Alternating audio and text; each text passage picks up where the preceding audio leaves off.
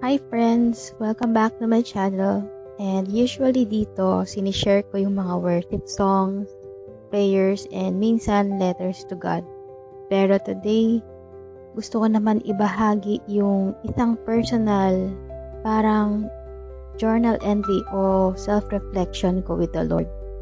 And honestly, medyo kinakabahan ako kasi first time ko itong gagawin dito sa channel. Pero I feel na si Lord mismo yung nag-push sa akin to share this story, and I pray na habang nakikinig ka, may parte ng puso mo na ma-remind din how close God really is, especially sa mga panahon na parang ang bigat-bigat ng season natin. Naalala ko last April 5, I posted something sa TikTok. Actually, yun yung unang post ko ng journal ko, and it was more of self-reflection, pero hanggang ngayon nadadala ko pa rin yung impact ng words na yon.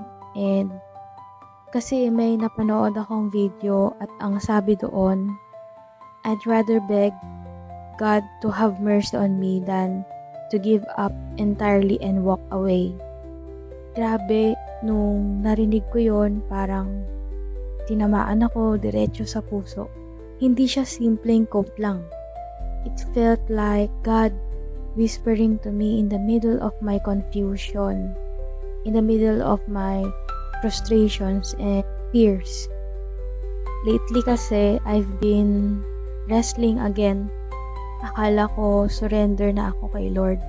Yung anxieties, yung career, yung desires.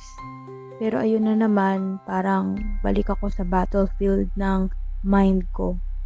Alam mo yung overthinking, yung guilt na gusto mo ng sagot right now. Tapos, dadagdagan pa ng uncertainty. Parang nalulunod ka na sa waiting season mo. Pero ang amazing kay God, kahit sa ganitong moment, kahit sa ganong moment, yung mercy niya, laging nandyan.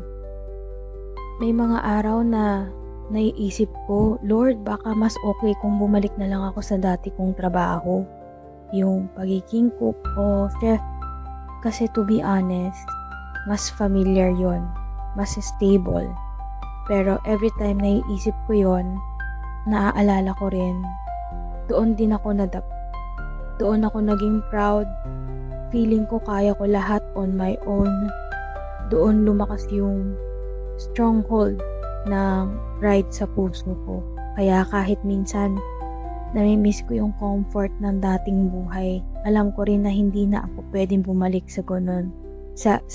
Kasi the truth is, I surrendered it already and I want Jesus more than life I used to have. And ngayon, nandito ako sa crossroads. Wala pa rin finances, walang klarong job path. Pero every time I whisper the name of the Lord, may peace akong nararanasan at nararamdaman.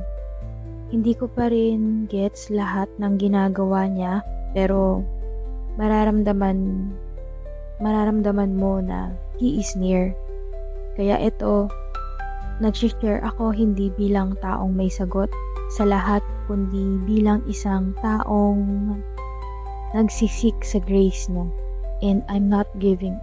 Kahit ang kaya ko lang minsan ay umiyak at sabihin na, Lord, alam ko na mas mabuti nang humingi ng awa sa iyo kaysa sa lumayo ako. Psalm 34 verse 18 says, The Lord is close to the brokenhearted and saves those who are crushed in spirit.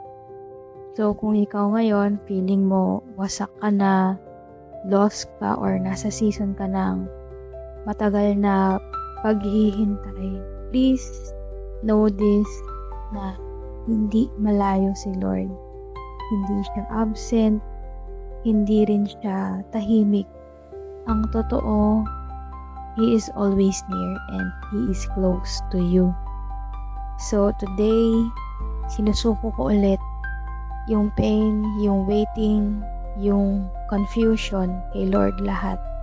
And maybe tomorrow, isusurrender ko ulit. Kasi life with Jesus is not about perfection. It's about daily surrender. So, kung nandito ka, listening to this, or maybe watching this, gusto kong i-remind ka na hindi ka nag-iisa sa waiting season mo. Hindi mo kailangan i-perfect lahat. And all you need to do is to trust and call on Jesus' name. Kahit bulong lang ng pangalan niya, sa gitna ng luha, naririnig niya tayo. Here I am, Lord. All of it. Let your will be done. At ayun, salamat sa pakikinig. And if may something na nag-speak sa'yo today, comment mo lang or i-share mo rin yung journey mo with God. Hindi natin kailangan maglakad mag-isa. This is a safe space for us to grow together in faith. So, see you sa next episode, and remember, cling to grace and never let go of Jesus.